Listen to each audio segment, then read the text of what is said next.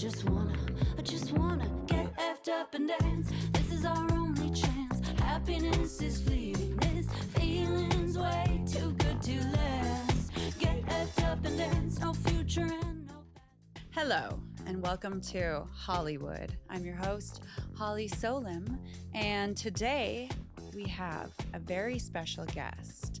He is a singer, songwriter, actor, performer, musician, great guy. You may know him from a little show called Glee. I know him because I met him in real life. But his name is Samuel Larsen, and we're so happy to have him today. Thank you for having me. Yes, thank you. Do you remember how we met? I do, yeah. At a Powhouse. Yes. Open mic night. Yes, at an open mic night. Yeah. I used to host that for a second. Oh, yeah. I don't do that anymore. How come? Just became, I think my role in it became different than what I thought it was going to be. I thought it was interesting. Like I always had to open up the night when no one was there. Yeah. And then I wanted to host, but it's Pow's thing. And I'm proud of her that it's her thing. I just thought it was going to be more of a 50-50 thing. And I think I took like 1 week off or something. And all of a sudden I was kind of replaced longer than I wanted to be. I was like, oh, this isn't really mine at all. You got which is okay. fired. Kind of, yeah. I was like, okay. From your open mic night job. Well, we got to meet, and now we're Yeah. here doing Here a we are. podcast. Then we became Instagram friends, and Yes. now you're here. So thank you. We were just talking about something where I remember. Your name. Cristiana asked if you like to be called Sam or Samuel, and you said Samuel. It's what I prefer. I mean, I told my best friend that, and he's like, whatever, Sam. But if like I'm dating someone, I'll request that they call me Samuel because my first name is Samuel Peter. So I feel like it's already a lot is cut off. But there was this incident in high school. I remember it was like the first day of like probably sophomore year, and this like beautiful girl looks back this way and is like, oh my God, hi Sam, how was summer? I was like, shut up, she's talking to me. I was like, it was really good. And she was talking to Samantha behind me. And that sucked. That happened to me I got once. too excited. Jared Leto asked for my phone number at Coachella. This was a really long time ago. And I was like, oh my God, I was like 22. So I was like, yes, Jared Leto. And I gave him my phone number. And then he called me later that night, like when we were all at one of the after parties. And he was like, oh, wait, is this blonde Holly or dark-haired Holly? Oh God. And I was like, That is the most Jared Leto dark-haired thing. Holly. And he was like, oh, I'm sorry, wrong Holly. That's the most Jared Leto thing I've ever heard. So creepy. I have yeah. I Yeah. have a funny Jared Leto story. He pseudo wingmanned me from on stage, like at this secret show forever ago. I was like, I had dreads at the time and I had like this, like the ribs of a skeleton shirt on. Yeah. And he was like, you're a beautiful man. And I was like, oh, thanks. And then he looks at the girl that I was with and was like, is that your boyfriend? And then he looks back at me and he goes, she went, not yet. And that helped me. Thanks for that one time. Thanks for that. Well, that actually, I wanted to talk to you about this because you and I both started out as child models. Yeah. Which I thought was funny. You don't meet that many other child That's true, yeah. models. How old were you when you Probably first like started? 5? Yeah, I was 6, 4. Wow, yeah. Yeah. And I think like coming to Hollywood, and then obviously we both went in different directions and like got into, music and acting for you and music. But I wondered if you feel like you've been objectified in life a lot, just like leading with your looks or starting out with your looks. I don't think it stemmed there. I definitely feel like I've been objectified sometimes. How do I answer this? I don't know. People assume all the time. They assume a level of security that you may have based off of like how you look, or there's also like, there was a long period where I didn't look great, to be honest. Like I was like drinking all the time and I was heavy and I was really not secure at all. So I think I remember what it was like before that, and I remember what it's like now, or I know what it's like now. Did and people treat you really differently Of then? course, I could tell. Yeah. I could tell how I was being treated when I didn't like look my best, and I could see it switch when I started taking better care of myself, and I was like, that sucks. I Yeah. was like, I've been a good person this whole time, and it's very interesting. But no, there's also like, yeah, the way you carry yourself is different when you don't feel good in your skin and you're like drunk all the time. So yeah, very I think that there's self-conscious. something that must have something to do with it. Especially knowing like what I was before, like having been confident before and feeling that go away. Yeah.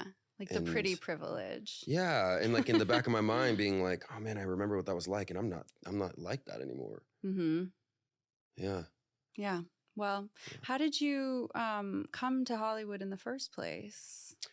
Okay, so Glee was doing these like MySpace auditions. Yeah. What year Um, was this? This must have been, I was 17. When was this? 2009, probably 2009. They had like this thing where you submit a video, you like talk about yourself, and you like do a song, and you have to submit it. And I just didn't believe in it. I was like, it's not gonna happen. I told my mom about it, and it was like this one night where she was like, it's due today, isn't it? And I'm like, yeah. She's like, you can't go out with your friends unless you make this video. Here's my camera. So I recorded the video, and I sent it in. I was like, nothing's gonna happen. They gave you like a deadline of when you would hear back, and I didn't hear back. I was like, see, told you. And then one day I get this random Facebook message that they're like, hey, this is Fox, we're trying to find you. I'm like, trying to find me? I'm right here. It's not that hard. So I call the number, and I was like, hey, it's Samuel Larsen. And they were like, oh my God. They start like frantically freaking out.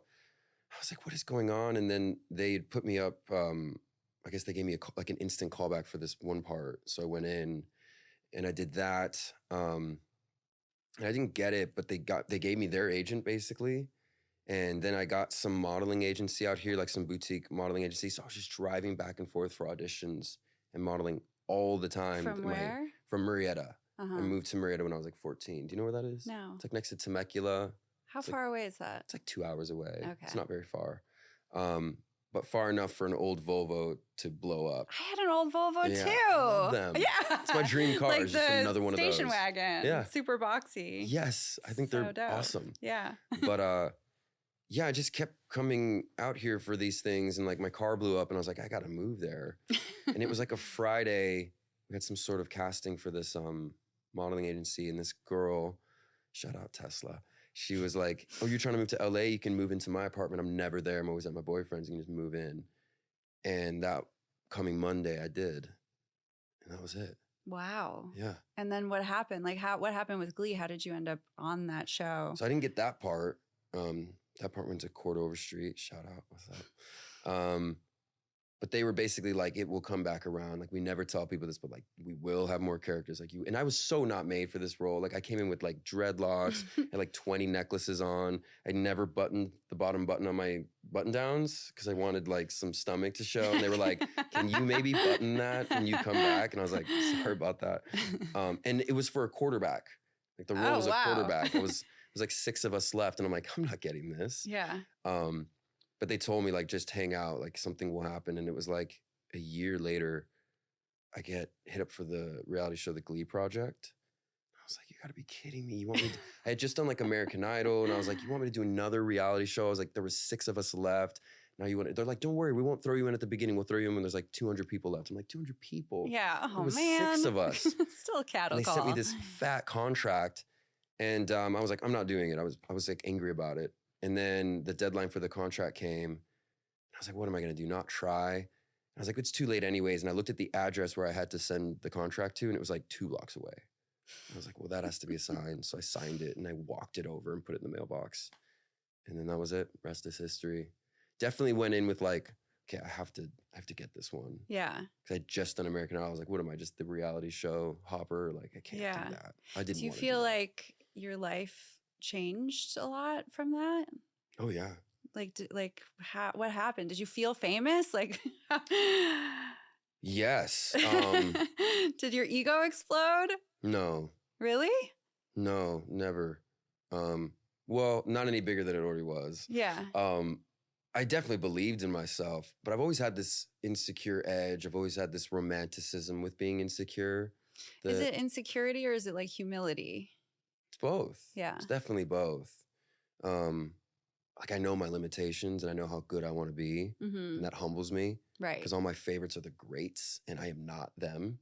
And that humbles me. You're always striving to do better. I'm always pushing it to the edge. So I know there's a limit there. So I'm not like, oh, I'm the best. I'm like, I have a limit and I want to push it, but I'm not as good as I want to be in my fantasy. Yeah. I try. You're not Lenny Kravitz. No, I wish. That would be awesome. He always comes up on this show somehow. Yeah. Does he? Yeah. We'll hang out one day. He'll love my questions. I know all the deep Lenny, questions. if you're watching this. Yes. I'm your biggest fan. Biggest Seen you fan. 6 times live. I love you. What would one of your questions be to Lenny? I would want to, I think his Circus album is wildly underrated, and I would want to ask him about songs on that, like Thin Ice or Don't Go Put a Bullet in Your Head, or I'd want to know like what he was thinking when he made that album, because like the imagery in it, the production of it is so awesome, and it's criminally underrated.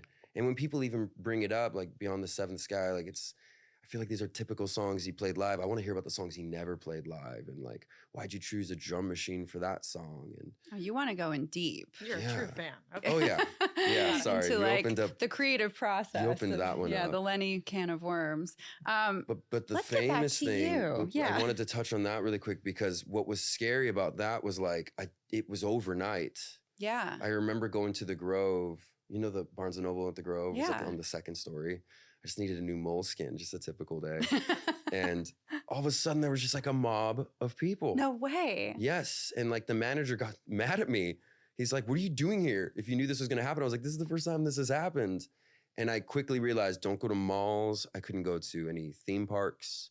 Figured out I could go to Disneyland if I painted my face like a cat or something, like a tiger. I could get away with it. So people, if you ever see someone walking around with tiger paint on their face, they're probably famous. But that was humbling too, because I felt that happen for a few years and I felt it go away. Wow. So what was it like when it went away? Truly humbling. Yeah. Motivating. Oh, okay. So it didn't make you want to retreat or give up. You were like, Never. I want to get back there. I've always had this mentality of like, this makes it for a better story. Yeah. In the long run. It totally You know? does. Yeah. This can help someone else in my shoes in the future. So, I mean, a lot of the reason I asked you to come on today, aside from like you're super talented and awesome, but I love to talk about, you know, real shit on here, like addiction and recovery. And you are very open with your recovery process on your social media. And I noticed it. And that's part of the reason I reached out. And so I wanted to ask, like, do you think having this sort of overnight fame fed into your addiction? Did it make things worse? Or were you? That's an interesting question. I mean, I can look back at my life and notice my addiction when I was like a 5-year-old. Like how? Like my overly obsessive mind and my inability to accept things. I always go back to this one instant when I was like 5, 6. I was playing with my best friend across the street. We were playing hockey, and I went to slap shot and accidentally slapped him in the face. Ooh. And I remember getting this overwhelming feeling of like, I know I didn't mean to hit him, but if he believes I did, like that's it. That's all that matters. Not the truth. What he believes is what matters.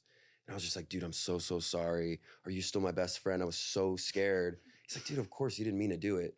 But I went home and laid in bed and obsessed over it. Like, what if he changes his mind though? What if he wakes up tomorrow and feels differently and I lose my best friend?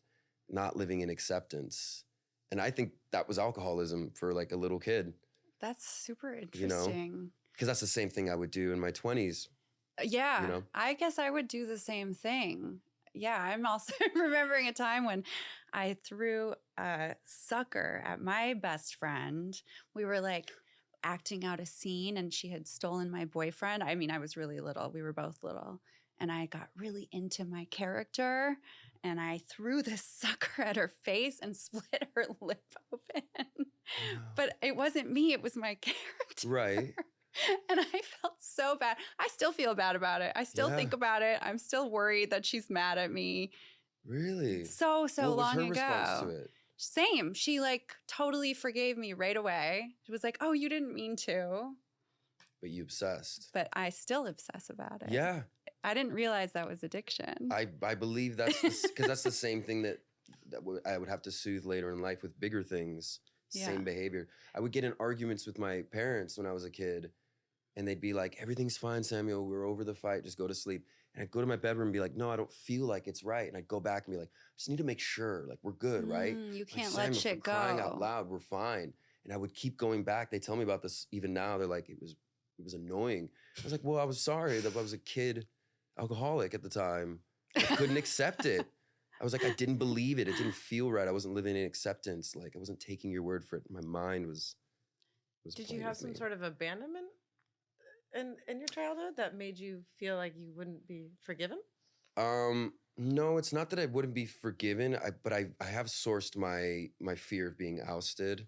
That's a good question. We can unpack this. It's I have two siblings. They're much older than me, and they're my half siblings. They have a different dad than me.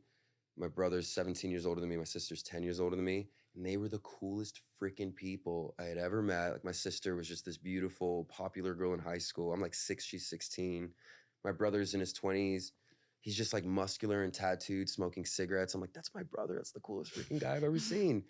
But they would go visit their dad, and I wouldn't be included in that. Or they would have to have discussions with my mom away from me and my dad about things that their dad did or things that broke their heart. And I felt very ousted by my own. And it was like half the time they embraced me, and the other half of the time they wouldn't, or it felt like they wouldn't. And then there would also be times where it was like I was their brother behind closed doors, just brother. And then we'd be in public and they'd be like, "Oh, you guys look a little different. What's that about?" And it'd be like, "Oh, well, it's my half brother." I always felt like, oh man, I'm not fully included here, and they're my own. So I always had this fear of losing my own, of being ousted by my own people. And I think that's a lot of trauma came from that. Yeah. Like if I don't know you and you don't like me, that's great. But if I know you and you get close to me, I have this fear that that it's gonna go away. Right. Like You know. someone's going to change their mind, or they're going I'll to, be included.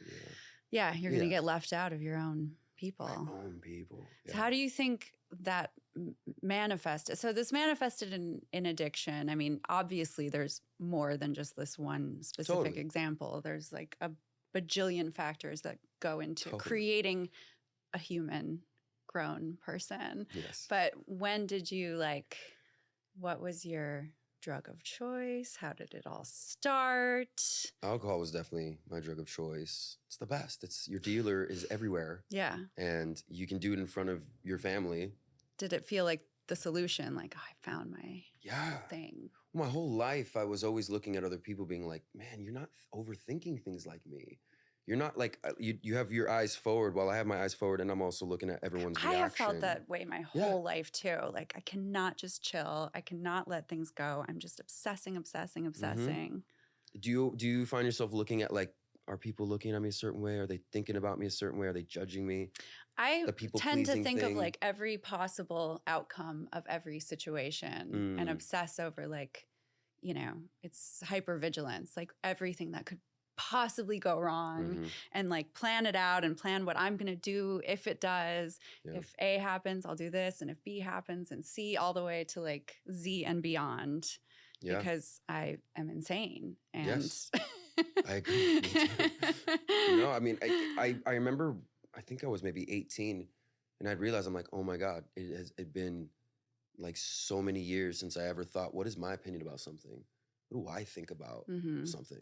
I'm always worried about what is going to get me the result I want from other people Yeah. to make them happy and not oust me so I can keep them. It's like people pleasing, which is also manipulation at its Yeah, greatest. it is. Yeah. It is. It's like people might like you, but they won't respect you. Right.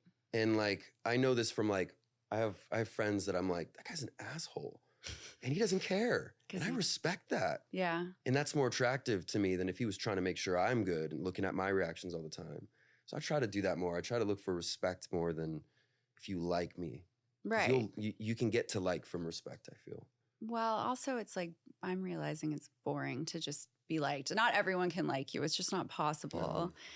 The more sort of polarizing I've become as like a writer or whatever, it's definitely more fun and more Yeah. interesting. And I'm just now figuring that out, to be honest. yeah, I'm I mean, now I'm just doing figuring that out, and I'm 41, so Yeah. it takes a minute. Takes a You're minute. ahead of the curve.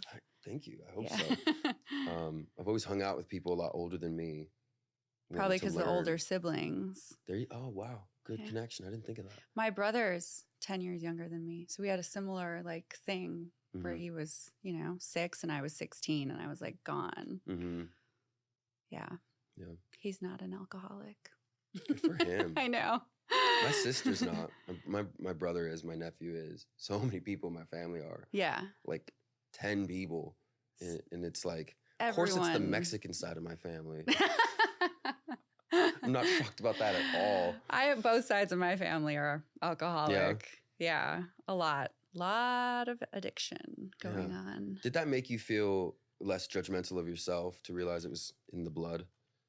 I didn't even realize that I had a problem for a really long time, which is insane because I was like drinking in the morning when I was like 16. Mhm. And I just thought, this is what grownups do.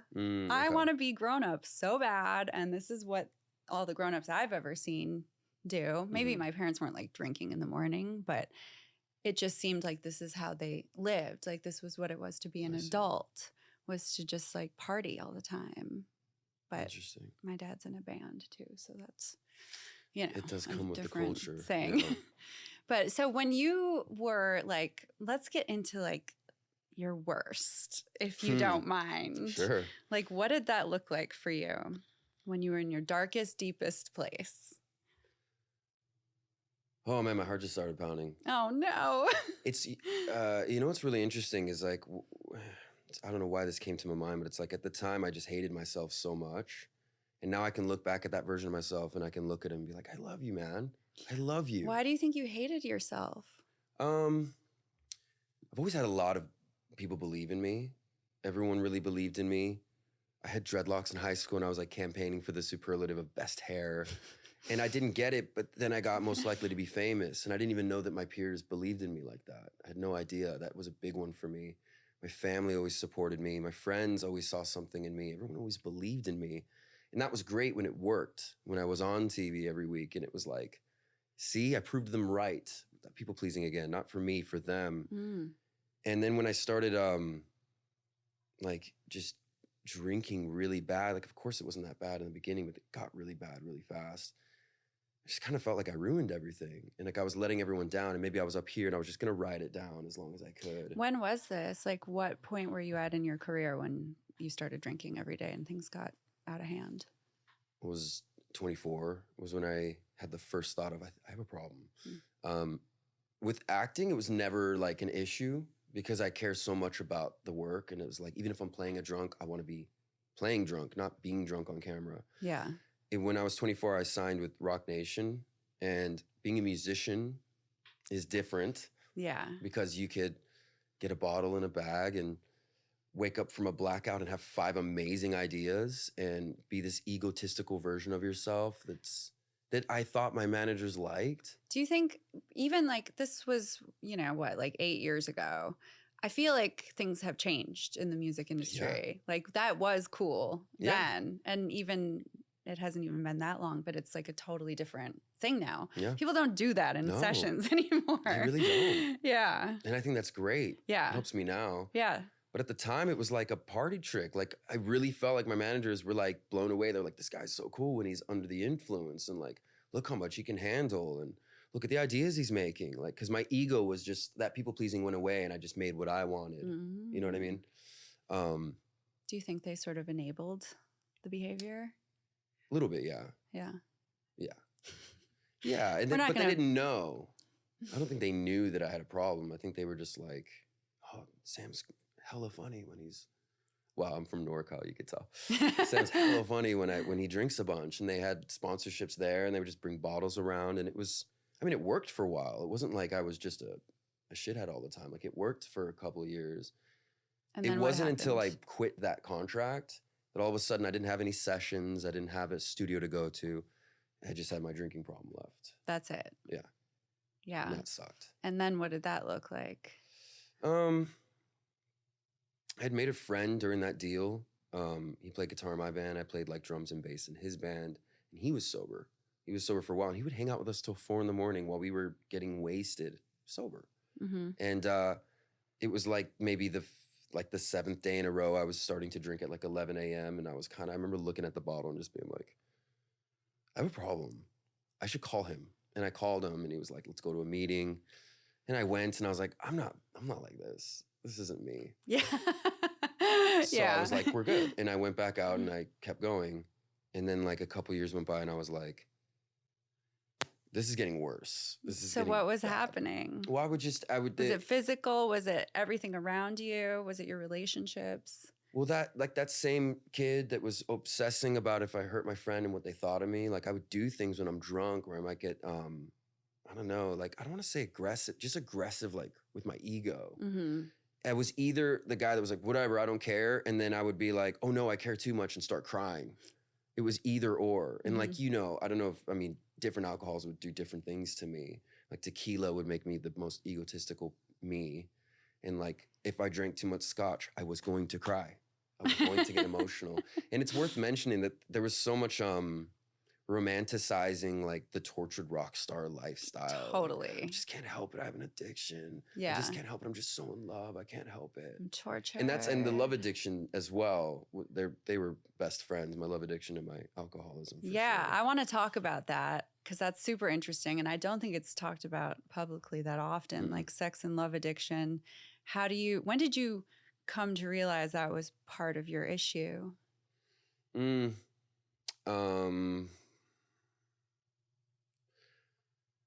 never thought it was an issue for a long time. I just thought I was different than others. I was like, you're not willing to commit like I am, and you're not willing to go through the ringer like I am for love. Again, that romanticism. So you were more on the love addict side.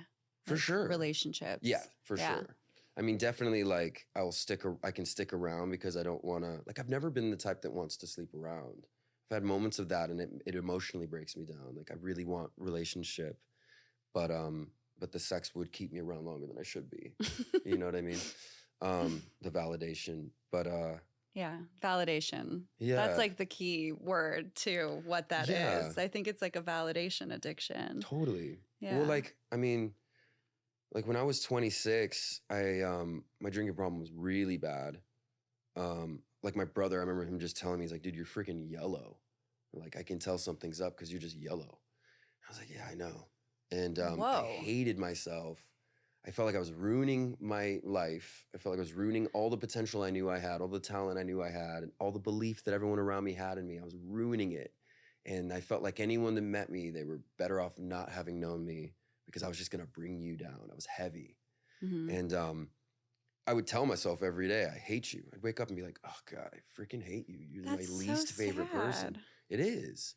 And then I remember I booked this movie, and it was like it was a great project to get because it had such a like young fan base around it. And I was like, finally something that's like not Glee. Yeah. It has a fan base. Yeah. And I needed that. But I remember getting the part, and they were like, can you be in Atlanta tomorrow? And I was like, yes. And then I hung up the phone. I was like, oh my God, I have a drinking problem. I'm not ready for this. And I was so lucky. We did like 12 days of rehearsal, and I like really just sobered up in that time. But as soon as we wrapped for the weekend, it was like I was chasing it again. Yeah. Badly. I would do the same thing. I was on a TV show for 3 years, and it would be like, while we were filming, I'd be, I was writing songs for it too. So I'd be like in the recording studio, on set, white knuckling, like, I'm sober, I got this. And then the second that I'd have a couple days off, I would just go fucking crazy. I would like go on benders and like not even know where I was for 3 days. Yeah. I'd always be the last man standing. And then I'd be like, but I'm pulling it off. I'm successful. I'm on a show. I'm making money. I got this. Mm-hmm. Yeah, totally. And it worked kind of for a minute. It saved my life for a minute. Yeah. But because I was like, oh, this must be what everyone else feels. Yeah. They're not worried about anything. This must be how it's like. And I remember for the longest time, my excuse was like, I just want to feel good. What's wrong with that? Like, I'm just trying to feel good. I don't get, and this works for me. I don't get what the issue is. Like, leave me alone. Were people around you like calling you out on your drinking while you were working and stuff? Not while I was working. There was things I was noticing.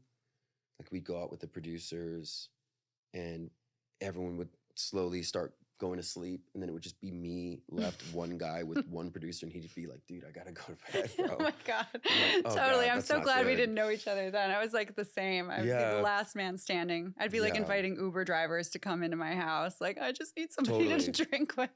Not a good look. Not a good look. But I got back from shooting that movie on my 27th birthday, and I had two dreams in my head. I want to get married, and I want to be a successful artist, and nothing else in my life matters. That's it. That's all I want. And I was like, but who wants to date me? I freaking hate myself. Were you And single I at the time? Yes, and I have a drinking problem. And then I came back and I found someone. And but it saved my life again, because like, here's this person that's willing to tell me she loves me and believes in me, and I couldn't tell myself those things. Mm-hmm. And she related to what I was going through. So as much as she saved my life, we were very bad for each other for a while, because we were like, we're gonna get clean together, and that didn't happen. So you were also dating other addicts. For sure. Yeah. Which was really fun for a second. So fun. So fun for a second. But then it became fun with problems. Yeah. And then it became just problems. Yeah, it just got so much worse. I love this person. They weren't being completely honest with me about a lot of things. But it's more like, I didn't need to stick around. I saw the signs. I just ignored them because I needed to hear that I was loved. And I loved this person. And I just wanted it to work. Then I started having like really bad health problems, which was scary.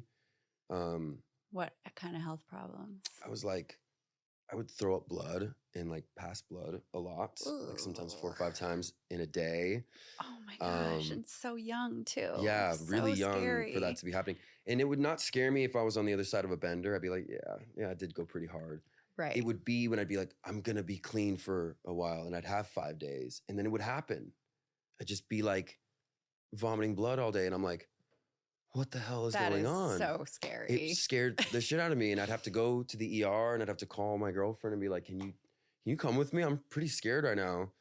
And then they'd be like, oh, you're fine. And I'd be like, oh, we're fine.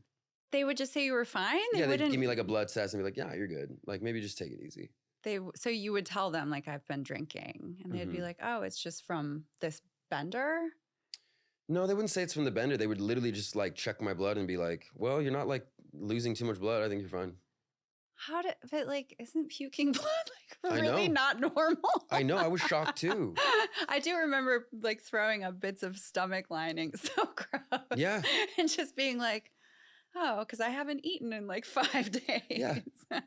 And then I'd feel really guilty about it, and I couldn't live with myself. Yeah. And I'm sure you've had that thought too. You're like, well, if I'm just going to end it, I might as well Go out on a go bang. out on a bang. Yeah. Yeah.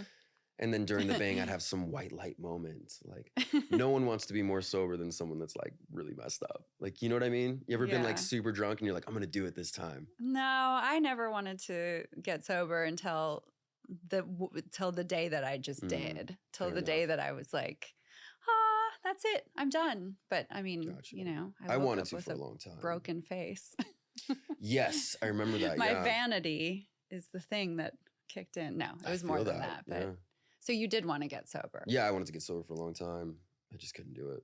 And you would like try and just. I didn't get it. I'd have like moments of it. I remember, and this is jumping forward in time, because I had a first sponsor, and then I got in 4.5 months with him, and he's the one that was like, I think you have love addiction, bro. I don't have that, but I think you should check that out. And I was like, when's that? He's like, I can't really speak on it, but like, I'm seeing some things you should probably check, because we had done the 4th and 5th step. Yeah. And then I relapsed, and so then I got this other sponsor who's still my sponsor now. Shut up, Bentley, love you, bro. But I remember I had like a month, and I was like really about it. I was like, I do not miss drinking. oh, I'm so over feeling like I'm dying all the time. But it would still take me hours to get out of bed. And I remember I called him one day or FaceTimed him. He's like, dude, you look down. What's wrong? It's like, well, I'm really happy I fixed my drinking problem, but like I still have this like obsessive mind, and it still takes me hours to get out of bed, and like I'm just to like psych myself up. And he was just started laughing. He's like, dude, that's your alcoholism. And I'm like, what? He's like, dude, that's the same problem. That's your problem. That's the whole deal. And I was like, you got to be kidding me, because that obsessive mind I've had since I was a kid. Mm-hmm. And I was like, well, that's just my deal. Like, they can't fix that in the rooms or with the steps. Mm-hmm. I'm glad I fixed that, but like, I got this thing. And I was Right. like, So you were I still don't of the even know. mindset of like, once I get the alcohol gone, I'm good. I'll be good. No, I was like, I'll fix that problem. But I have this whole other problem that no one knows about, and I don't know how to fix it. And I've had friends even tell me, like, it's got to be exhausting being you. You just overthink everything. And when I told him that, and he was like, dude, that's the same problem. I was so happy. It's one of the happiest moments of my life. Yeah. Because I realized I could fix it. Yeah. Yeah. Because that's the first step, is like realizing what the problem is, and then you can work on it. Yeah. So when he said, I think you're a love addict, like what did that mean to you? Or did he explain what that meant? Did you know anything about love addiction? I feel like I'm still learning about it. What do you think it is? Like, how does it work? How does it manifest? How do you treat it? Well, I've only started Not to that. put you on the I spot. only just started that program, so I really am still learning about it. But I do think it comes down to a lot of fantasy, of course.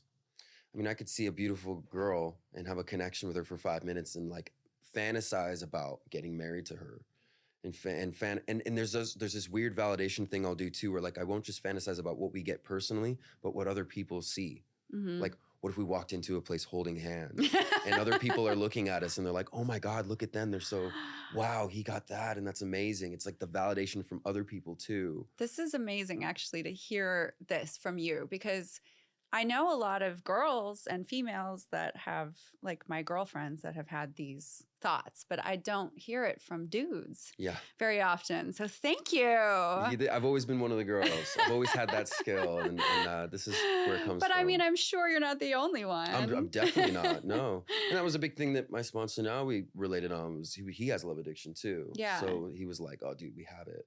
So then what else? So like past the fantasy, then how does this manifest in relationships? And how do you, like, because you're not going to not be in a relationship, or you're not going to avoid relationships, or Right. or are you, as you work through it? I will right now. I'm Yeah. definitely avoiding it now. Yeah. I'm even going through like a breakup right now, and I was just like, I have to do this. Like, I'm the problem. Because I have to look at my part, and it's like I will see the reddest flags and just be like, I will fall in love with the potential. I'll fall in love with who I know you could be, but like, it doesn't matter if you could be that. You might not want to be that. Right. You know what I mean? Like, and I've gotten really like I really pride myself, and I love being accountable. I love being fair. These are the most important things to me. No one has ever had to ask me to be accountable for something I did when I was drunk, or something I've done, and even in sobriety. I'm always the first person to admit it, because I know that's the pathway back to peace and respect. That might not be what someone else wants, and more power to them. That's fine. I actually just thought of this the other day. I think this is great. Next time I take someone seriously and think this might be a thing, I'm going to say, between now and the next time we meet up, I want you to write down what you think is fair and respectful in a relationship. I'll do the same. And then we'll compare lists. Yeah. And we'll see if we're like-minded. And we're both right. Like, So you're right. what is your list of fair and respectful in a relationship? Being accountable. Like, we're going to hurt each other. It's going to happen. The best it's ever going to get is promptly admitting it. Yeah, I did that. I can understand how that would hurt you. I'm sorry about that. How can I make an amends, right? Don't assume. Yeah. Like, ask me some questions. Yeah. And I'm not a superhuman. Like, if you said fuck you to me right now, I'd be like, ooh, I don't like that. I want to say it back. Hold on, let me ask some questions. Why'd you say that? And if you gave me a good reason, like, I'm so sorry, I'm projecting, I actually feel fine. And that might even be a better pathway back to peace than if you never said it. It could actually be a gift for our relationship if something bad happened, and how it's handled might be better. Yeah. Ask questions. Don't assume. Be accountable when you inevitably hurt someone. And don't like, and that's another thing about asking someone, not making, you can do whatever you want. Do whatever you want. You have no control over anyone. You control yourself. If you want to make the list, if you think that's a good idea, I would say make sure you're doing the things on your list before you ask me to. Yeah. And I'll do the same. Like, that's one thing I had to realize too, is like, if I want someone to be fair with me, and then I go, wait a second, I'm not being fair with myself. I want them to respect me, but like, I'm not really respecting myself by being here, because I know that you're not right for me, yet I'm still here. I'm inherently disrespecting myself, but I want you to respect me. Yeah. What am I doing? Do you have like do you like make manifestation lists about like what you're trying to call in or bring in, or like lists of goals or lists of like the type of person you'd want to be with? Like, have you ever done that, written it all I think out? that's something I'm kind of doing now. Yeah. I think that's something I'm troubleshooting now. I'm all about a list. Yeah. No, I've definitely want to move with more intention lately. And more intention, I think, looks more like, what do I want to do? Yeah. Like, what's my opinion on What something? do you, Samuel, want? For me. For you. Yes. What is the ideal goal for you? Put it down on paper. We do that. Yeah. Yeah. For We Holly do and I. that. Yeah, it really does. Yeah. Yeah. We get everything we want. We do. No, and it's like, I'm really learning about like what manifestation is, because have you heard the thing about how you manifest your biggest fears? I think you manifest your subconscious beliefs. Yes. So if you're believing this is going to happen, it's my biggest fear, it's probably going to happen. I mean, I personally have manifested all of my biggest fears. Yes, me too. All of them, Mm-hmm. which is kind of beautiful, because Yes. then you really don't have much to lose. You can walk through anything. I realized how powerful I was. I was like, oh my God, I just manifested my biggest fears, Yeah. like verbatim. Yeah. That's insane that I did that. What are your biggest fears? Oh man. Do you want to say? Or what were they that came true? You don't have to say. I would say it's way too on the nose. Like, this person will know exactly what I'm talking Got about, it. and I don't want to. It's I don't specific want to to a add myself person. to it. Yeah. But basically, I had whatever my biggest fear in my last term relationship, whatever my last long term relationship, whatever my biggest fear was with that, it happened. Yeah. And I made it come true. And I all I could think was, I'm freaking powerful. A.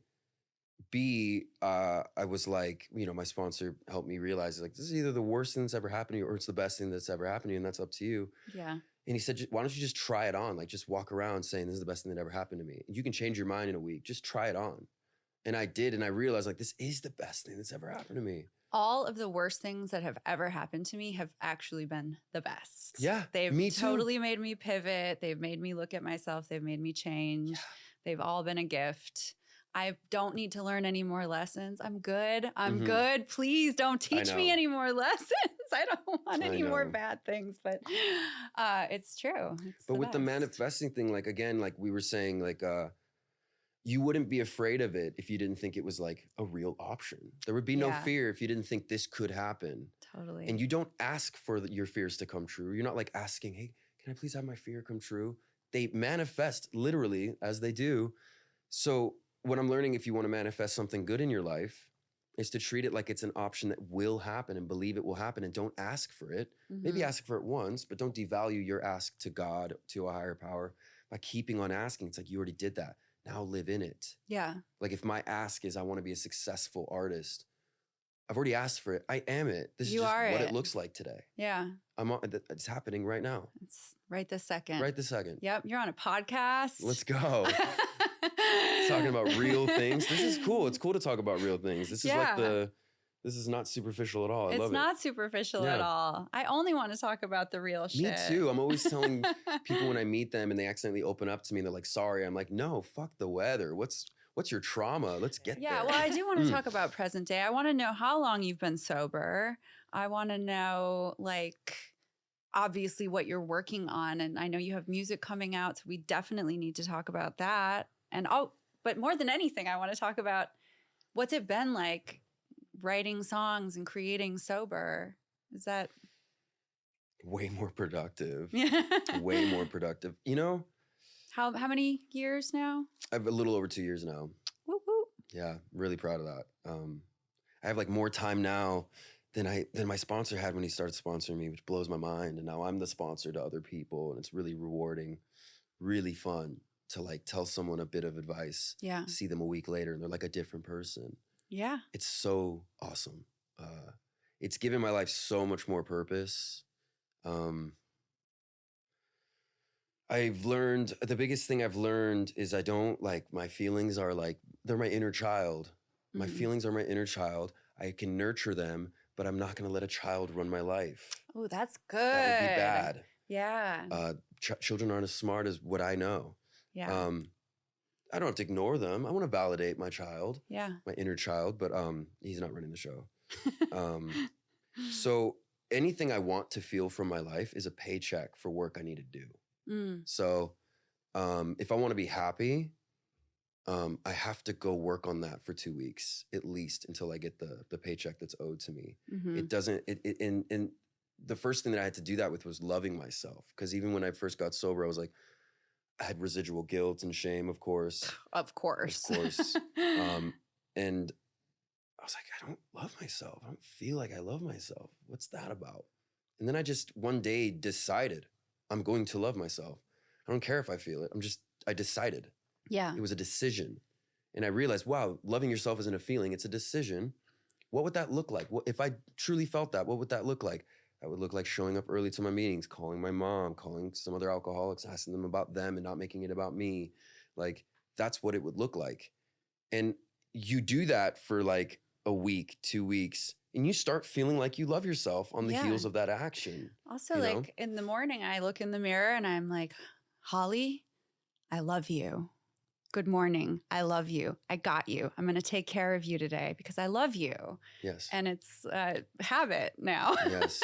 and it works. My inner child is starting to believe it. And your subconscious that spies on you heard that. Yeah. And will then your take life notes. gets better. It does. And your manifestations come true. I do this thing. I think it's the first thing my sponsor ever said that was profound that came out of my mouth was I call it changing the narrative. You know, when you go watch a movie and you like see the lead character and you leave and you're like pumped up, you're like, I want to be that guy. I pretend I'm like reading a book and the character's me, but I take it off of me. It's just a character. It's not me. And I'll write like what I'm going through that day and what it could look like. Like maybe it's like, and he woke up in the morning and he was crying. So he cried in bed for 2 hours. And then he thought about this and obsessed for this for an hour. And then he kind of got out of bed and like bought some groceries and like his mom called and he avoided it. And then he went home and he like noodled on guitar and just couldn't get out of his head and went to sleep. And I'd be like, I don't feel pumped to be that guy. That's kind of boring. So I would go, what would be the character I'd want to do? Yeah. And it starts with the words, even though I woke up crying, I wrapped it up within 15 minutes. I got up, I went to the gym. And even if I was working out while crying, which I've done, I still did it. I did the action. And then I called my mom and then I called alcohol. I write down like, what is a character I would want to see them do? It's not me. Yeah. And I would look at it and I would go, okay, I'm going to go do that. I just accidentally planned my day. And I don't have to feel good the whole time I do it. I don't have to feel good at all. I can feel terrible and just knock out this list. Like I said, I've literally lifted weights crying at the same time. And then the end of the day comes and I get this little feeling of like, that was my day. That was a good day. Yeah. It didn't feel good. Because you did all the actions. You did all the things to make it good. That was a good day. It doesn't matter how it felt. Yeah. Because like when you read about someone or you read about a character, they don't really talk about much what they felt while they did it. They just talk about what they did. Right. The narrative. Yes. Change the narrative. Change the narrative. So what's up with music? What's going on with your career? Where can we find you? When is this music coming out? What can we expect? Are you going to play shows? I want to know everything. Well, too many questions. Sorry. Whoa. No, what I'm really grateful for is honestly, like I never had anything to talk about. Like I had a really, I had normal trauma like other kids. I'm not like, it was nothing crazy. It's just my own thing. But I never had anything to write about. And I never cared about what my lyrics were about. Like I have some songs that from the past and I'm like, oh, those were good lyrics because I was suffering at the time. Interesting. But for the most part, I was about the groove. I was really into the funk and I just wanted the best, nastiest funk going on. And whatever I had to sing on top of it, it was like, whatever, I'll just think of something to say. It wasn't important to me. And now that going through so much to say, clearly. I have so much to write about.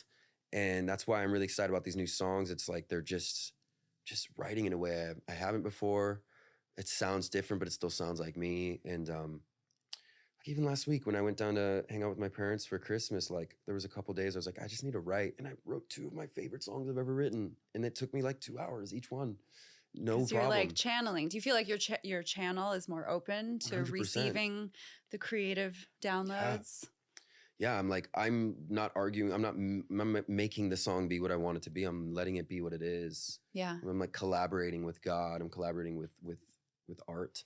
It's I'm just doing my bit and letting it do its thing. And yeah, I have this EP I'm almost done with. It's the quickest I've ever made music. I'm finishing up the single right now. I'm trying to finish the vocals on this one song, but I have this like persisting cough and chest congestion thing that it makes me sound bad when I'm singing up here. So as soon as I feel a bit better, I'll finish the vocals on that. But yeah, I think here in about, what does it take? Like 8 weeks to do a good rollout for like to like really promote something. So probably 8 weeks from now, the first single will drop, and then 6-week intervals until the EP's out. And that's very exciting. Can so you give us excited. any names of anything? Like Names of the song names songs? or EP name? Do you There's know? a song called You Always Leave Me Wanting More, and then it'll go into a song called No More Fake Friends, into a song That's a called good Wither, title. and then a song called I Would Die For You, and then a song called, what's the last song called? The Sweetest Shade of Blue, When Love Kills You, which is what which is what the EP will be called. Yeah, Sick. I'm really excited about it. I'm excited. It's very like post-punk. It's like disco goth. It's like That sounds amazing. it's really fun. Yeah, good. I'm really excited. I And you can't play wait. live shows? Absolutely, yeah. I want to figure out, like, I really want to make really cool videos. Like, not even music videos; those are dead apparently. But just like a bunch of 1-minute awesome videos. Yeah. Just bought so much editing stuff. I'm so excited. But really just want to build that up first and do like online live stuff. And then I think I'll manifest the best shows. Like I am manifesting things right now. They're just people I've met, circles I've been in. Yeah. I feel like I'm getting closer to my favorite artists. And write it down. Yeah. I made You're a right. list of like everyone I wanted to write with in Nashville and ended up like just checking them off. It's just Okay. Yeah. And then Yeah. you just check it off as you go. Yeah.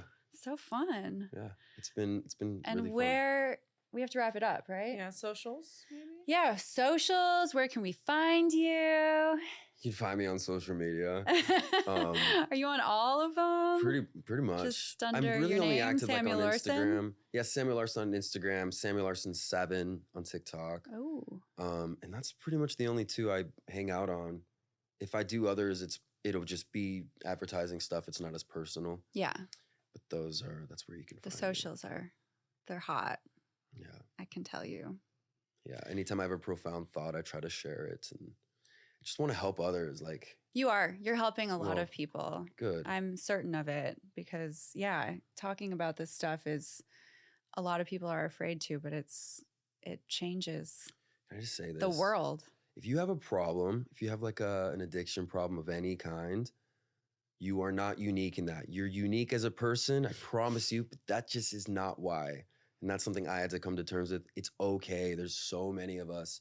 It's literally 1/3 of the population has a problem. Yeah. It's okay. And Probably you might find more. your best life on the other side of it. So You it's will not find a- your best life. It's not a bad thing. I'm so proud of being an alcoholic. I think it's awesome. Yeah. I think it's like, I love being awesome. an addict Yeah. and like having to have make myself recover and change, like, and be accountable. It's a huge gift. yes. Well, I just adore you. Thank you, You too. so much for coming on the Thank you show. for having me. And we'll do it again sometime. I just wanna get effed up and dance. This is our only chance. Happiness is fleeting. This feeling's way too good to last. Get effed up and dance. No future and